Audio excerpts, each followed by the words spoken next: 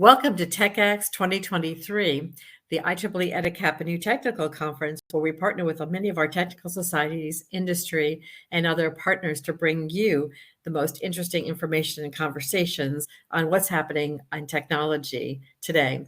I'm Nancy Ostin, the director of IEEE EDICAP. HKN EDICAP is the honor society of IEEE with over 200,000 members.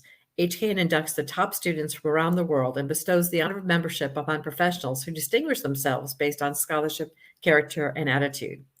TechX brings a lot of our communities together, and we're really excited that you're here with us today. If you want to learn more about HKN, visit hkn.org or our booth during this conference. As our keynote address, I really secured an amazing person to come and present to us today on some research that's been done with the Computer Society and the IEEE Future Directions Group on megatrends, predictions, and technology. So Dejan Milovic, who I probably said did I say your last name right? I hope so, is a distinguished technologist at Hewlett-Packard, and he does research on future architectures and a principal investigator of the heterogeneous serverless computing that spans Hewlett-Packard Labs. In his HP career, he's contributed to numerous research efforts spanning software, distributed computing, systems management, and HPC. Dan has led large industry government relations, academia collaborations, such as Open Cirrus for HPC in the cloud program and new operating systems for the machine program. Dan was the president of the IEEE Computer Society in 2014 and is a member of the HKN MooNU chapter. Dan, welcome. And so thank you so much for being with us today. Thank you very much, Nancy. Great honor and pleasure to be here. This is a unique opportunity to present at EDICAP, which I'm a member since 2019. Nancy mentioned multiple roles that I played. For the purpose of this talk, the most relevant one is that I'm chair of IEEE Future Directions Industry Advisory Board. And some of the work that I will present was conducted as a part of that role. Also, other parts of this presentation have been pursued with Computer Society for almost 15 years. And all of this work also feeds into or is benefited from my role as distinguished technologist at Hewlett-Packard Labs. No work is done by one person, and I had the great honor and pleasure to work with a number of great individuals. And I will start, this talk really is comprised of two pieces. I will talk about technology predictions, and then I will be talking about megatrends. So this first part on technology predictions has been done with about 36 individuals who are all listed here. You'll have a chance later on to see their faces as well. Most of us engineers are visual, so seeing faces is much easier than remembering the words. When we started doing these predictions, it was kind of entertaining, and a lot of people had interest in listening to us, but there wasn't much weight behind it. They would hear it and say, yeah, great, you're just predicting. But COVID has changed everything entirely. Suddenly, everybody is guessing. No one knew where the virus is coming from. No one knew how to stop it. No one knew initially about vaccines. No one knew when to stop economies, when to open them up, when to close towns, when to open them, close countries, et cetera, et cetera. So suddenly, our work on technology predictions became pretty important. And if you think about COVID, for example, and the same is probably true in unfortunate turn of events with wars, that technology plays a major role in all of these. So our work and work of others played a key role in discovering viruses, in discovering vaccines, etc. Billions and billions of cycles in supercomputers were used for that. All kinds of predictions were made by different entities. So the bottom line is that our work suddenly became part of critical planning. And I promised you to see the faces of people. Some you may recognize, others not. We tried to, when we started this 15 years ago, I still remember it was one company on the East Coast, one government agency where we all met. And at that point, it was just a few of us. In the meanwhile, we tried to improve diversity, equity, and inclusion. So we spread participation from Africa, Latin America, Asia, and we moved or spread from computer society to other technologies. We've been also improving our process in that room on the East Coast back in 2009, I think. We just listed technologies, went around the room. In the meanwhile, we came up with this three-phase, someone even calls it Delphi-like process, where we first select technologies by voting for them. Then we down select to certain number. We never have exact number. It's how we feel is the right number. And then we grade them. And what you see here is the outcome of these grading. And then we also qualify them, and you'll see the qualification. Here's a relatively large list of 19 technologies that we selected in November, December timeframe of 2022 as a prediction of technologies that will be successful during the year 2023. These technologies might be at different stages of maturation, but we graded them for the progress they will make during 2023. It's not easy to follow this. I don't expect you're not going to read these technologies, but all I want to say is that they are sorted by likelihood of success, and the grading is immediately after the name. So from B plus all the way to C/D. So we don't grade them all for the huge success. Again, lists are hard to remember, so I clustered them in both technologies and some industry verticals, and you can see that one distinct technology area is AI. AI is present not just in its own cluster here, in artificial intelligence cluster, but also in other clusters, either directly as AI-assisted DevOps or indirectly autonomous driving or robotics in general, and many other places. I would like probably to spend most time on this diagram, and this diagram reflects the spirit of IEEE. It took us a long time to design this diagram. In some other papers, I presented the history of this diagram, but it wasn't anywhere close to this. It was by bar charts and anything else. And it's interesting that this diagram in this form is four-dimensional. It has on x-axis success, likelihood of a success of technology development in a given year, in this case 2023, on y-axis its impact to humanity. And you can easily guess that this really reflects the tagline of IEEE, advancing technology for the benefit of humanity. And we weren't just mimicking it, it just came naturally over many years that this is the right way to present. There are many other parties in the world who do similar predictions. They're market analysts. They focus largely on economical benefits, on industry. For them, here it will be probably market adoption. We did try to present market adoption, and it is the relative size of the bubble. So you can see here, the largest bubble has the largest market adoption, and the smallest one has the smallest proportionally. And then the fourth dimension is maturity. And in this case, we call it a tomato chart, where you go from dark through dark green, light yellow, dark yellow, all the way to the ripe, where you have broad adoption. In this case, it's remote healthcare. And I won't compare individual technologies. It's more important to identify the insights here.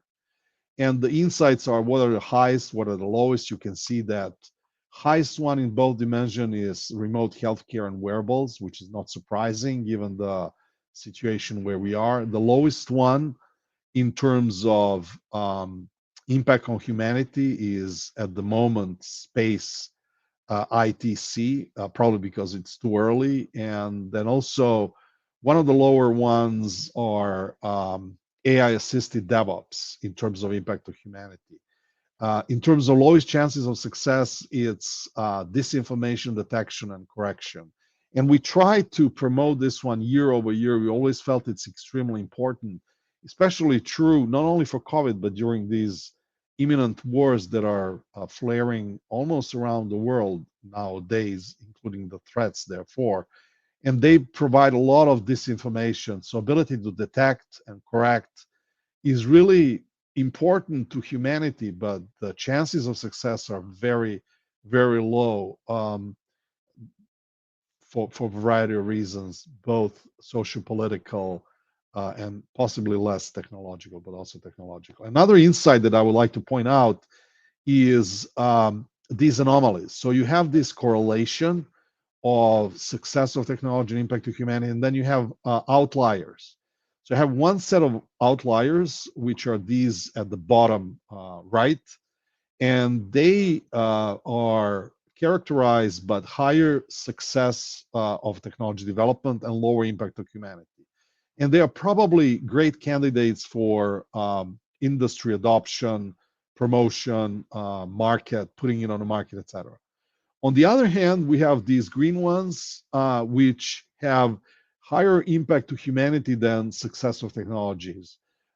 In my opinion, they're worth investing in. They are a great opportunity for governments, academia, even professional organization to invest in.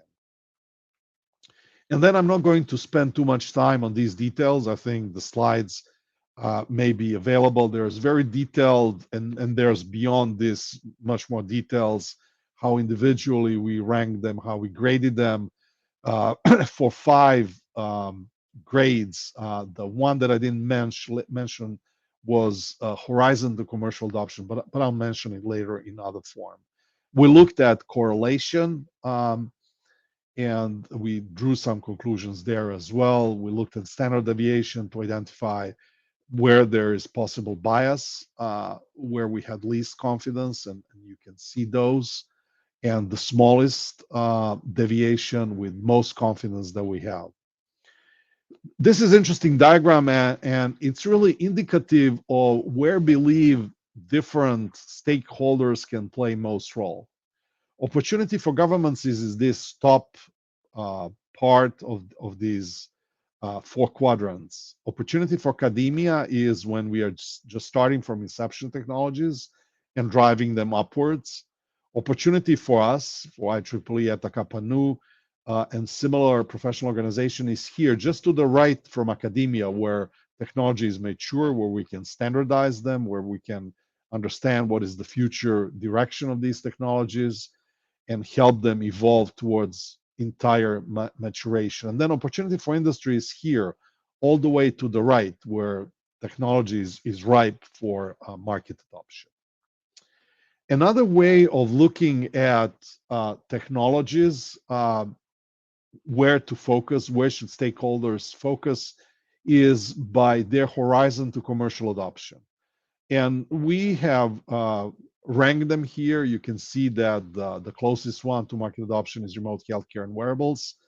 And we estimated about 2 years, and then sustainable space manufacturing and space ITC are at the top, probably because they are not as critical. They're extremely important long term, but not near term. So these top few technologies are really opportunistic for academia, for out-of-box thinking, innovations. Then they're followed by governments, where governments can invest in funding, regulations, start thinking about regulations before it becomes too late. And then opportunity for professional organizations comes later. I already mentioned standards, future directions, developing roadmaps like ITRS and nowadays IRDS and a bunch of others, which are really broadly adopted by all of industry, governments, academia, and professional organizations. And they're hosted by IEEE nowadays.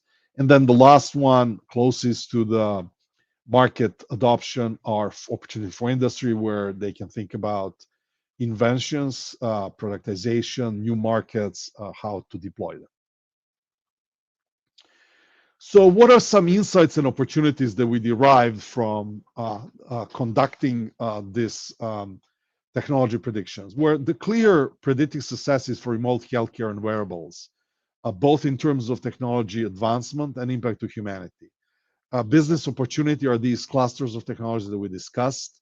Uh, Among them are augmented reality, software for edge to cloud, etc. Concerns are probably technologies that will impact humanity but have less chances of technology success. These are disinformation detection and adaptive generative pharmaceuticals. And then long-term opportunity are space technologies and global monetizations. One interesting insight that we made is that AI will eat the world, which is paraphrase of what Mark Anderson said. And with ChatGPT, we can see it almost on a daily basis. We've seen that almost all technologies that we predicted here will benefit or crucially rely on advancement in AI. So the bottom line is, without AI, there will be much less in these areas. But then we also predicted advancement of AI proper. So this suggests that nearly all the slides that will follow shortly will have enabler and inhibitor in the form of advances in AI. There's also a lot of what we call FUD, which stands for fear, uncertainty, and doubt, all forms of mistrust. You can see, especially with these wars that are flaring around all of the world, it's unfortunately the world is ruled by this FUD, and those who can spread this misinformation, they usually leverage it for very inappropriate, selfish needs. If we were able to stop that, that would be very useful. We can counter it either directly or indirectly, directly through trusted computing, disinformation detection, or indirectly through AI-related technologies to openness.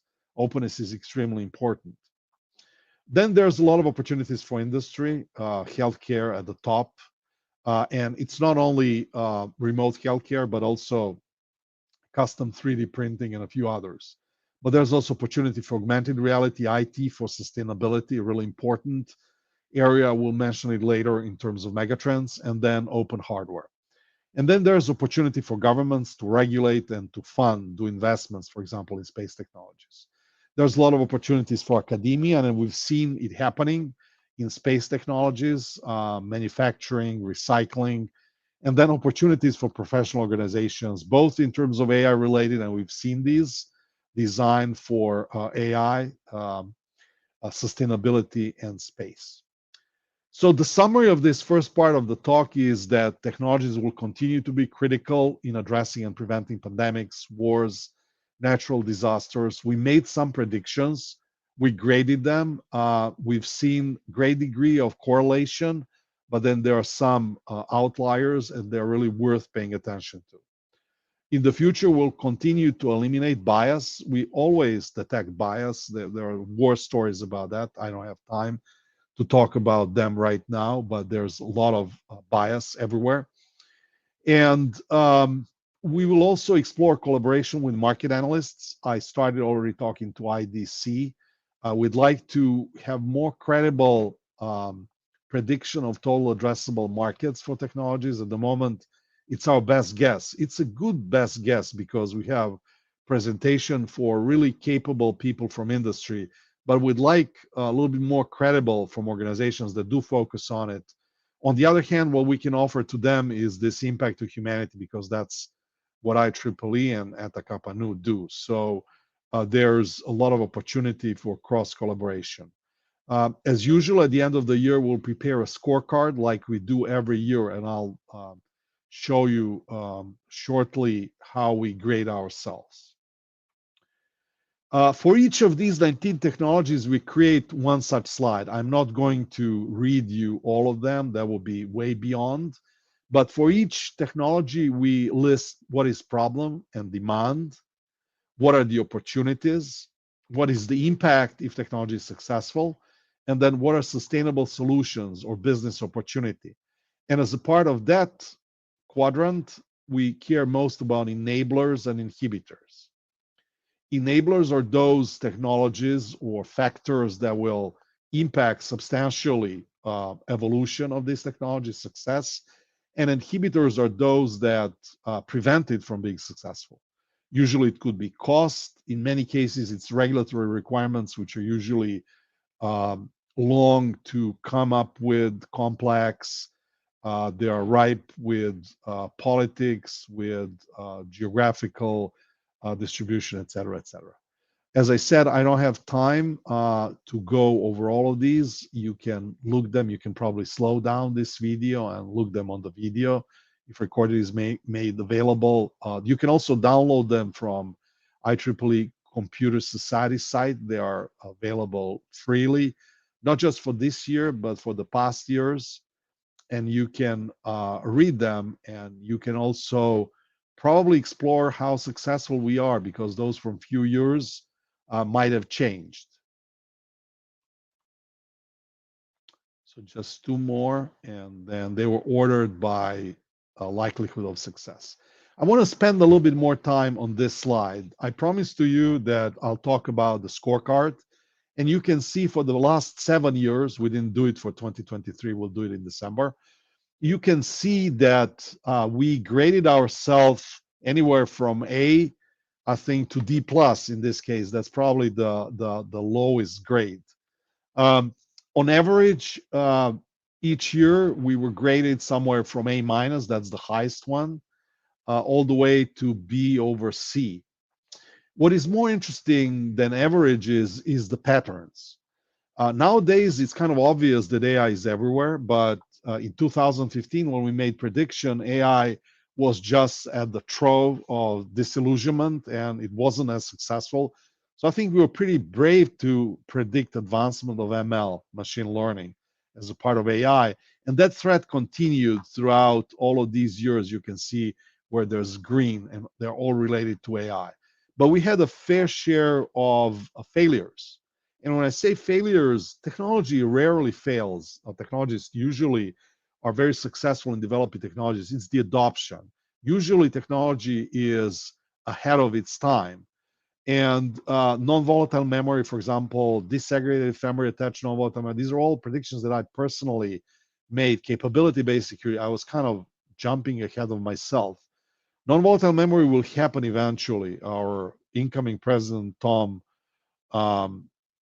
is talking frequently in Forbes about it. Capability-based security finally find way in ARM, but it was too early when we spoke about it. And then what is even more interesting is that certain technologies 1 year were very successful in terms of prediction. The other year they failed. And that's probably true for the cases where we spoke about blockchain, that was successful in the following year, then failed again in the next years. So this ends. I spent a little bit more time on this one. The next part, the second part, will be a little bit shorter, and it's about megatrends. I'd like to point out the title of this megatrends because it's really important. It's not just prediction.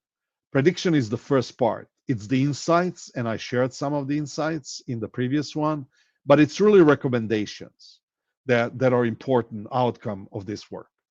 And technology predictions feed into technology megatrends. And I'll explain why. We had a fair share of publishing. So there's a lot of other materials that you can look up. Like we just submitted like a couple of days ago, Megatrends that will appear in, I think in July. We submitted in April, but in July it will appear in IEEE Computer. We wrote about all megatrends that we covered this year and then we presented, beside keynotes, we also presented at panels at various events, and more are coming. So what does constitute a megatrend? In our opinion, a megatrend has impact on the evolution of multiple trends. So it's comprised of multiple technology trends, but it is both sum and a guiding force, since it usually leads to perception and influence its components. A megatrend impacts and is impacted by multiple factors, and these are technological, economical, social, and ecological, and I'll explain that in more detail shortly. It is not a temporary fashionable technology, and it's usually not coming from a single contributing society or community or is of interest to a limited region or group. It has to be broad interest. And it is, however, of global, worldwide importance. So it usually has political implications. It's critical enough that will require regulation. It encompasses multiple technologies and it usually evolves over many years. So you've seen my scorecard going year over year. When we are talking about megatrends, we're usually talking about decades, not about years. So I promised you to talk about factors. There are technological factors, and then there are or megatrends and factors. So there are also socio-political, there are economical, and then there are ecological. And I listed some of these by color. So for example, for economical, the megatrends are emerging markets, emerging global wealth, shifting economic power. For socio-political, it's rapid urbanization, extremely important and influences everything. I just had a lengthy discussion with this with one colleague of mine. Then aging population health has implication on many things, and then demographics and social change. For ecological, it's increasing environmental pollution, climate change and resource scarcity, and synthetic biology. And then there are some that crosses the boundaries. For example, cost of climate change crosses economical, ecological, and globalization, increasingly multipolar world mobility cross social, political, economical, and changing disease burdens, risk of pandemics, crosses ecological and social, political. And I'm sure that we missed some, and I'm welcome your feedback on these. We met to discuss this last year and in January. So for 4 meetings of IEEE Board Series, we held IEEE Industry Advisory Board meeting on Thursday of that event for 2 hours. And a lot of people debated what are megatrends. A lot of people who are very passionate about their work, for example, I always take example of quantum computing because a good friend of mine and colleague stood up and said, Dan, you can say whatever you want, but quantum is a megatrend. And quantum technology is really important technology, but we didn't consider them a megatrend. It's just a new technology. It may impact world, but it's still too early to claim that it is a megatrend. So what we decided through discussion, through voting, etc., that 3 megatrends of interest to us, and it involves our digital transformation, sustainability, and artificial general intelligence. And they're evolving. This one is mature. It has been going on for quite some time. Sustainability as it is at the peak of popularity nowadays. A lot of people are talking about it or should be talking about it. And people are just starting to talk about artificial general intelligence, even though it has been there for a while discussed, but it's, especially with ChatGPT, is becoming extremely popular. And we can see that it's starting to come. But because of colleagues of mine who think that quantum computing or healthcare are megatrends, I drew this diagram. And I try to compare what are megatrends in our opinion, what are emerging technologies, what are applications of technology, and what are the grand challenges. So you can see, for example, that leading to quantum computing, there are many other problems that need solving in order to use quantum computing, or for similarly for health, there's health and well-being as a grand challenge that would lead then to digital health and to various emerging technologies that can help towards health. But it's important to calibrate things. What are megatrends? What are emerging technologies? What are applications? And what are grand challenges? And while technologies usually follow Gartner's hype curve, and I gave some examples from our future workforce analysis. COVID, for example, introduced speeding up and slowing down, flattening this curve. But, and I'm not going to spend much time discussing this, but compared to that one, megatrends follow more of S curve. And as engineers, you can imagine that integration of these many hype curves would lead to something like S curve. However, even megatrends are intertwined, so each one of them influences the other. And when we think about the context of IEEE and Eta Kappa Nu, there's almost like a workflow. These technology trends that you heard in the first part of the talk lead to megatrends. These lead to future directions initiatives, to a subset of those, and then those leads to roadmaps, and then a very subset thereof leads to standards. And megatrends we try to communicate to the whole of the world. We changed the process that you've seen earlier for megatrends. We formed a team. That team is comprised of external, these are blue, and internal, these are who usually meet with us during FDC IAB meeting, and we work with them in more or less tightly coupled interactions. I will try to leave some time for the discussion. So let me show with you some intermediate work. This is not by all means done, but we try to list what are the key technologies contributing to megatrends, to sustainability, artificial general intelligence, and digital transformation. So this is very preliminary. We're yet to vote on this, but you can look at those, read them. Again, I very much welcome your input, your agreement, disagreement, praising, criticism, and everything else. We're going to formulate similar, once we have these, we're going to formulate similar diagrams. Now, if you remember the previous diagram, we still don't have the diagram for megatrends, but I evolved, and some people like the fact that I evolved towards even more dimensions, but here I've added this fourth dimension, which is megatrend, and you can see that there's some distribution of existing technologies towards megatrends. And similarly, we'll create these outliers, format, and horizons. So similarly to previous, there are insights that are really important that will generate. But the most important outcome of these are recommendations. And we try to make recommendations to industry, government, academia, and professional organizations. And you can see some insights to, for example, industry is increased transparency and openness of processes for other players to participate, to abide by open data harvesting policies, etc. For IEEE and other professional organizations, some of the recommendations are to define standards and best practices, gathering support from the various stakeholders, recommend technology adoptions, roadmaps, and then convene industry, governments, and academia to innovate in advanced technologies. And then there are some recommendations which are very specific, not to stakeholders, but to megatrends. And again, you can read those, and they're different because these technologies are a different state of maturity. We also try to develop some sort of evolution diagram. You can see one diagram for digital twins. The first stage was physical objects. Then we got introduction of digital twins. Then they started interacting.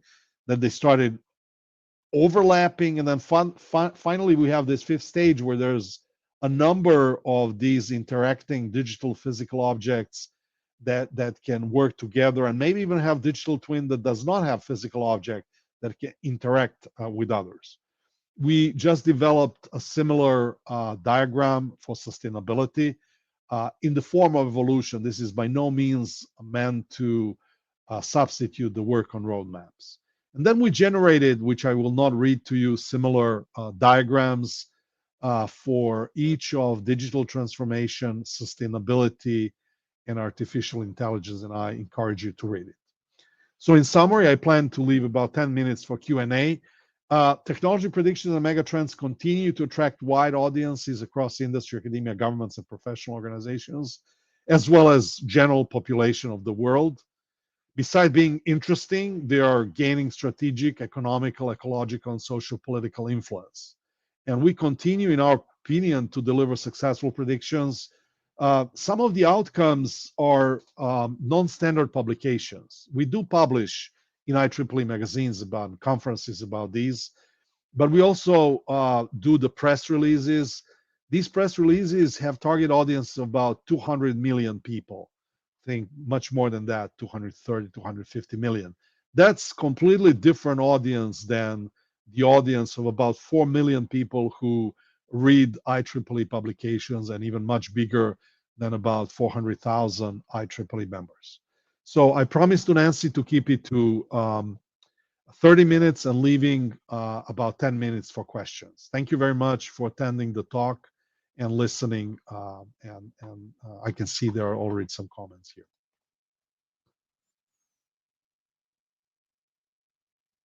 Nancy, you are muted. Dehan, this is like amazing amount of the density of the amount of information within this presentation is kind of a lot to digest. So I think, I think as the audience is looking at the, listening to the different areas going, oh my gosh, how is this going to impact me? How is this going to impact maybe choices I make in terms of my studies, maybe choices I make in terms of my career. But I think, wow, it is so hard to make predictions, right? I always, what do they say? Hindsight's 20/20. So it's good to go back and grade yourself later, but interesting to see what you're thinking at the time. But thank you for making that definition between predictions and megatrends. I think that a lot of times that gets confused, right? But what is a megatrend? I thought that was an interesting discussion. I know we had some quantum programs yesterday, and we have an AI discussion coming up later this afternoon. But I think that was really interesting. So how heated are those debates when you have them? Very heated, very heated.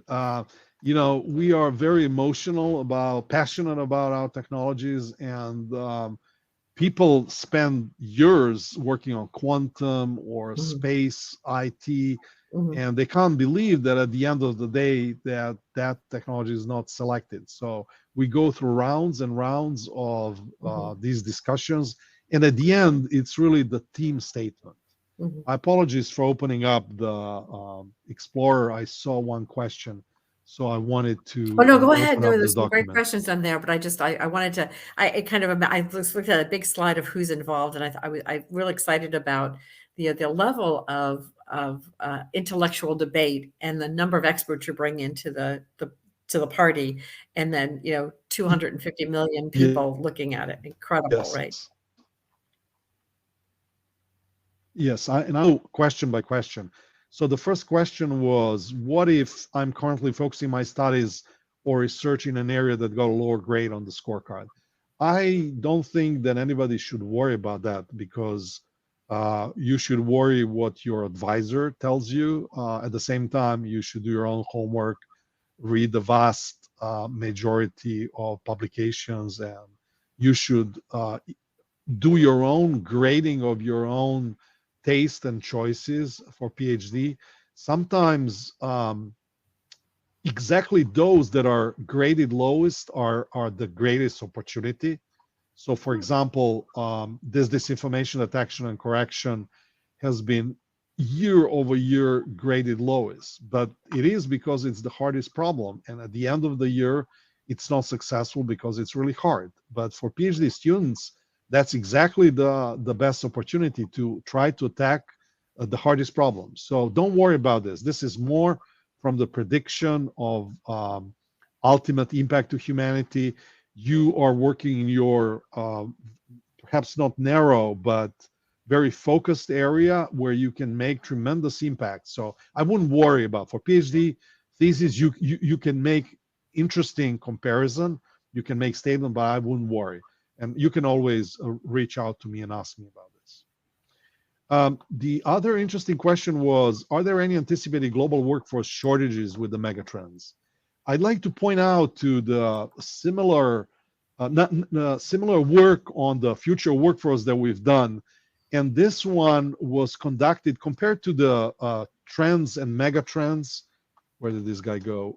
Where the work is usually done over a few weeks on an annual basis. This one was conducted over 2 years. So I just want to calibrate the fact that we spent 2 years working on this. And not only that, we've done it a little bit differently. It was not us working on it, but it was, it's not cooperating. I wanted to, I'll just go to the slide this way. We conducted 10 panels around the world, and we got lots of feedback from people in these different regions, and we started purposefully from lower workforce areas such as India or peculiar specific areas such as India and China, which in our opinion, and then sub-Saharan Africa especially, which will be driving the future workforce in our opinion, and only then went to the more developed world. And we came up with all kinds of conclusions. We conducted survey. There's a lot of insights, technology-related economy, society, ecology, and then we made similarly recommendations. And you can see here, these are recommendations for the workforce. For example, for industry, the recommendations, it's all about people. Hire those who can adapt. Best people bring best people. Office, home have advantages, drawbacks for different career stages. So it makes sense to go hybrid. Then it's interesting recommendations for professional organizations, refine concepts, define hybrid career, which could be very interesting for Eta Kappa Nu, but also for IEEE and a number of others. So what I'm trying to say here is that there's a whole huge effort on workforce alone. And when we've done this, we shared our technology predictions with them. So we started from technology predictions, but ultimately it was these recommendations. And the full report, it was over 350 slides. I have a more detailed one that I'll try to open now, and I can share that one as well, which has other things here. Here's the whole process, how it went, how we travel around the world with these panels. These were 2-hour panels, and all kinds of details about regional view, corporate view, individual view, types of people. I think this one could be really interesting for Eta Kappa Nu, Nancy. You know, there are broad people, there are deep people, there are T-shaped people, those who can be both. These are very few. And then these are really, really exceptional pie shape who can be broad and then deep in 2 areas. Organizations, because they have many people, can be deep in many areas. And you can recognize some of these curves and some other insights. And you can see risk benefit in terms of what does remote work bring in terms of people who are affected. So all kinds of really interesting things. I strongly recommend you look at it. There are insights from surveys, you know, different outliers there, transparency, changing balance of power, this one was totally surprising to me. In US, bring your own thing, your own device, phone, laptops, everyone's doing it. But in other parts of the world, it was obviously meant not desirable. Really? And that is interesting. So the it difference was between, shocking to me. right. But I like to point this one. It's this one is very interesting because, you know, we were always talking we're always exploring bias.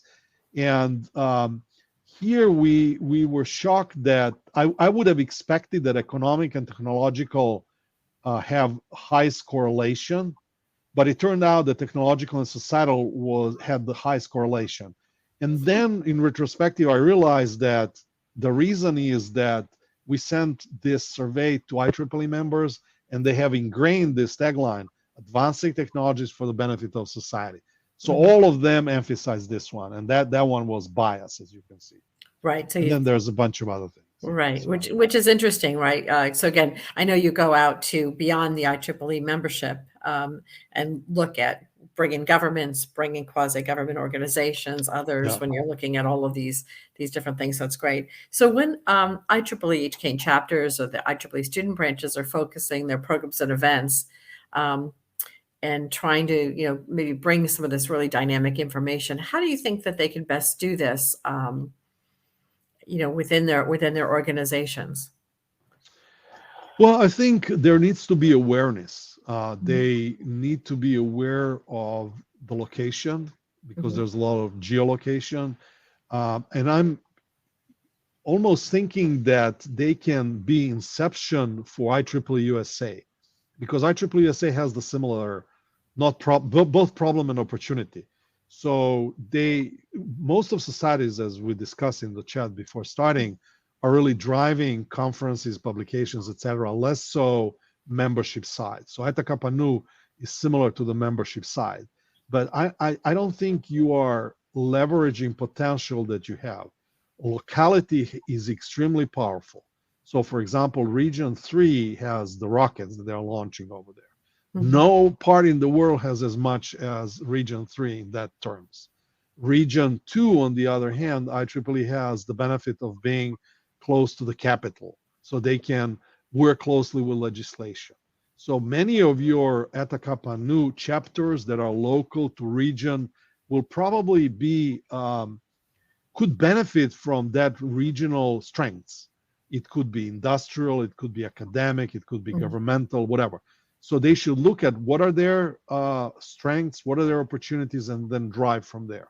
Some universities are well known for, I don't know, space exploration. Mhm. Other are well known for hardware, for social sciences. So look at what are your strengths and drive from there. You can probably then a close partnership with the rest of the world where they don't have these, and then you can host across these chapters, etc. I'm not sure if it was discussed before, but that appears to me as one Yeah. opportunity among many, probably.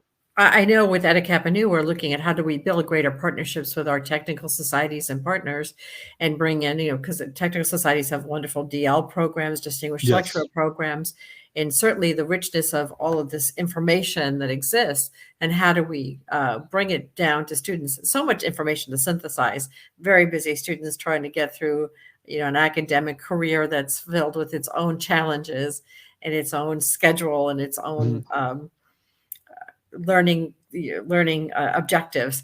But then how do you, on top of that, provide this other information, which I think can help inform a lot of the choices that people are making in their, the end of their academic, their time in academia, whether they go to industry or entrepreneurship, or if they're pursuing even higher education as a career. I think, to be able to bring together some of this other information um, could help inform some of those Exactly. decisions.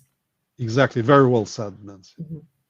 So we'd like to see how we can partner with more groups in order to bring nuggets of this information. Certainly, even what you tried to share here today, we were talking about in the back end. We are talking about how do we get the slides, and maybe we can post them in the Computer Society booth here at this conference, because there's a booth over there, so we can put Yeah. the slides over there. So anybody who's seen this today and wants to go ahead and touch that, and I did put in the chat some of uh, the links to some of the other technical societies, but certainly on IEEE.org, there's a lot of information. So even navigating the Mhm. information on our own IEEE.org website, Not easy.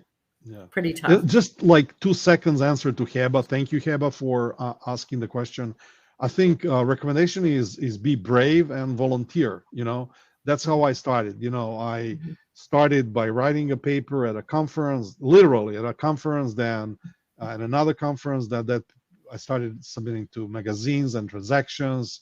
Then suddenly I became a member of the editorial board of a magazine, editorial board of transaction, got on the board of Computer Society, became IEEE Computer Society president, went to IEEE board, became candidate for IEEE president, didn't succeed, but it doesn't matter. You just volunteer. It's all about volunteering. And that through that, you will learn from working with others. You'll meet your peers. You learn from them, etc. So just volunteer.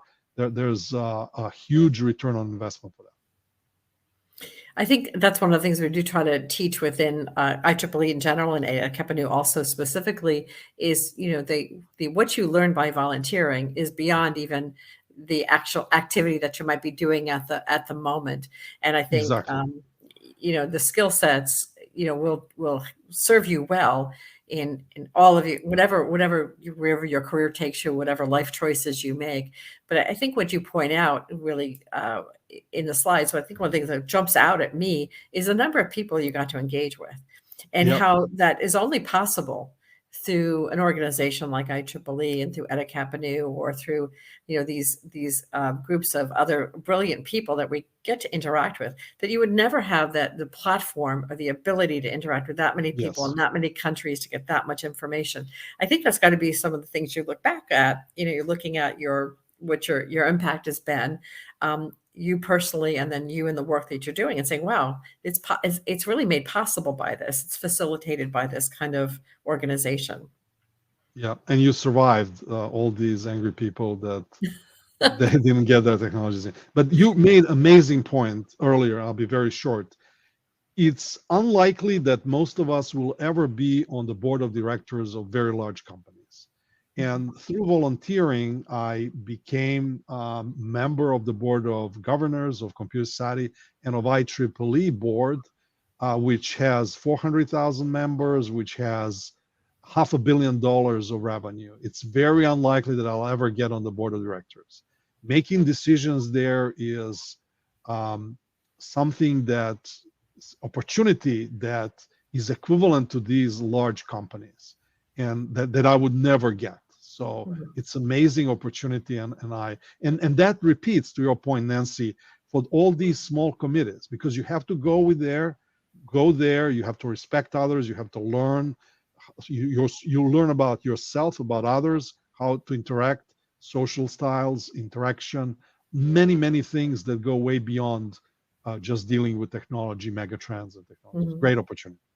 Right. And I love that you brought up you catch us around the NAE grand challenges. And I went ahead and I put that link in the chat here because, those grand challenges do inform a lot of the different things that we look at in terms of technologists and where technology, academia, and where we're going. I think those are, people aren't familiar with the grand challenges. I think that there's a great explanation of that on the NAE's work webpage, and some of the work that you can do that falls within that. But I love that it connects back to all these other really very impressive organizations, IEEE and lots of other impressive organizations around the world.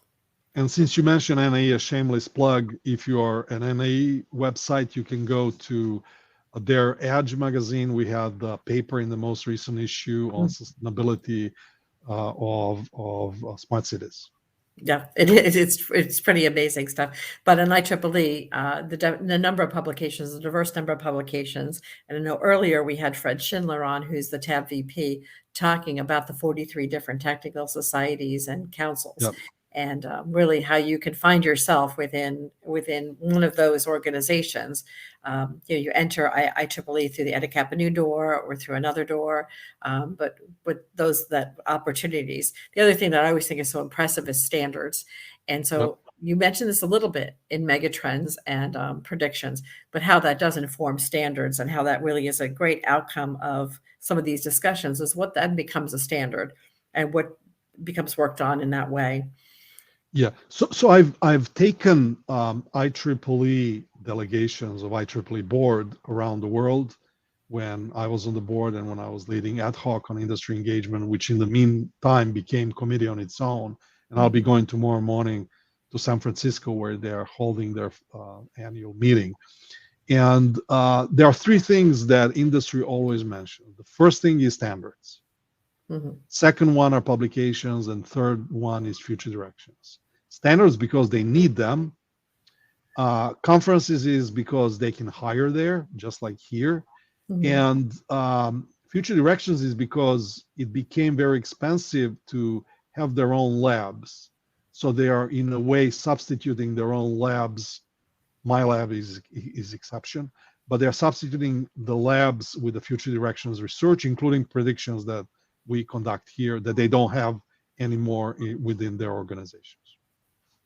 Well, I think that is really interesting. I know as IEEE members, we've always been known maybe for academia, but how we do interact with industry and engage industry within IEEE, and particularly within EDICAP. I know when I go out and talk to industry, and I particularly get to introduce EDICAP students, EDICAP program, we really find we have a lot of synergy in terms of how do we develop that next generation of engineering professionals, and how do we build the pipeline from students who impact other students, bringing in through STEM activities and through other inspiring these kinds of careers. How do we bring into the pipeline? Because I know we had a session yesterday on the CHIPS Act and the need for more people to enter our technology sectors from all different aspects is great.